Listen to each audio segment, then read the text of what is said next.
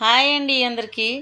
రాత్రి గాలి వానకి మా మునగ చెట్టు కొమ్మ విరిగి పడిపోయిందండి. ఇంక అది అన్ని రెమ్మలు ఇరుచుకొని కూర్చున్నాను. అవన్నీ దూసేసి నేను చక్కగా ఫ్రై చేసుకోవాలన్న ఉద్దేశంతో కూర్చున్నానండి. పోతే మా వీధిలో ఎవరో ఒకళ్ళిద్దరం కూర్చున్నా ఇంకొకళ్ళు వచ్చి కూర్చుంటాం. మా వీధి అంత సందడిగా ఉంటుంది. పగలని లేదు, రాత్రి అని లేదు. నైట్లో వీధి లైట్ కిందైనా కూర్చుంటామండి 1 గంట దాకా. నేను కూర్చోపోయినా మా వీధిలో వాళ్ళైనా కూర్చుంటుంటారు. అంత సందడిగా ఉంటుందండి. ఎప్పుడు పిల్లలతో పెద్దవాళ్ళతో చాలా బాగుంటుంది మా వీధి. నాకు నచ్చిద్దండి. అందుకని ఇంక ఇది ఫ్రై చేసుకుందాము అనుకున్నానండి. మా అమ్మ అయితే పప్పులో పెట్టి వండిద్దండి. అసలు ఇంక నెయ్యి అక్కర్లా, నెయ్యి అన్నలాగుండేదనుకో. మా అమ్మ చెప్పి ముద్ద పెట్టేది నోట్లో, ఇంక నేను చెప్పలేం, అంత బాగుంటుంది. అలాగే ఈ ఆకు వస్తుంటే గుర్తుకొచ్చింది మా అమ్మ. పోతే ఫ్రై కూడా చాలా బాగుంటుంది. ఈరోజు ఫ్రై చేస్తాను. మీకు నచ్చితే లైక్ చేయండి. చూడండి చేస్తాను. ముందుగా ఆయిలను తాలింపు గింజలు వేసుకోవాలండి బాండీలో. తర్వాత ఇదిగోండి ఆకు 2-3 సార్లు కడిగాను, కానీ కడగనక్కర్లా, ఎందుకంటే వర్షాలు రోజు కురుస్తూనే ఉన్నాయి. ఏదైనా ఆకుల మీద దుమ్ము పడ్డా ఎప్పుడో కారిపోయి ఉంటుంది. అయినా కానీ మనకి గిలిగదండి. అందుకని శుభ్రంగా 2 సార్లు కడిగి మూడోసారి ఇంకా అక్కడ పెట్టుకున్నాను. ఇదిగోండి చిన్నులపై తాలింపు గింజలు, ఎండుమిరపకాయలు, అంతే. ఈ లైట్గా వేగాక ఇక మునగాకు. చాలా సింపుల్ అండి. ఎంత సింపుల్ అంటే అంత సింపుల్గా చేసుకోవచ్చు. ఇది మాత్రం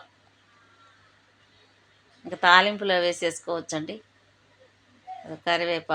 కరివేపాకు అయితే మాకు ఈజీగా, అసలు లోటు అనేదే లేదు. కొట్లల్లో దొరకదని, ఎక్కడ దొరకదని కాదు, మా ఇంటి పక్కన పెద్ద వేప చెట్టు అంత ఉందండి. అందరం కావాల్సిన వాళ్ళ వల్ల వెళ్ళి ఒక రెమ్మ కొట్టుకొని తీసుకొని వెళ్తాం. అంత దొరికిద్ది. పోతే ఇదిగోండి మునగాకు. ఇది చక్కగా కొంచెమే ఆయిల్ వేసాను చూడండి, పెద్దగా ఎక్కువ కూడా ఆయిల్ వేయాల. ఇది బాగా వేగనిచ్చి, ఎంత లైట్గా వేగినా కూడా పర్వాలేదు, ఎందుకు మరీ వేగనీయకూడదులేండి. అన్ని వాటిలో ఉన్న విటమిన్స్ అన్నీ పోతాయి. లైట్గా వేగనిచ్చేసాను నేనైతే. తర్వాత కాస్త సాల్టు,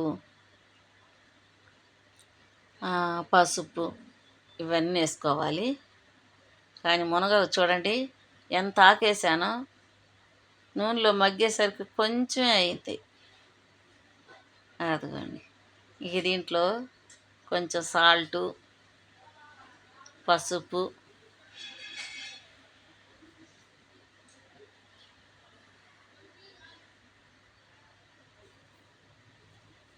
తర్వాత కారం అండి.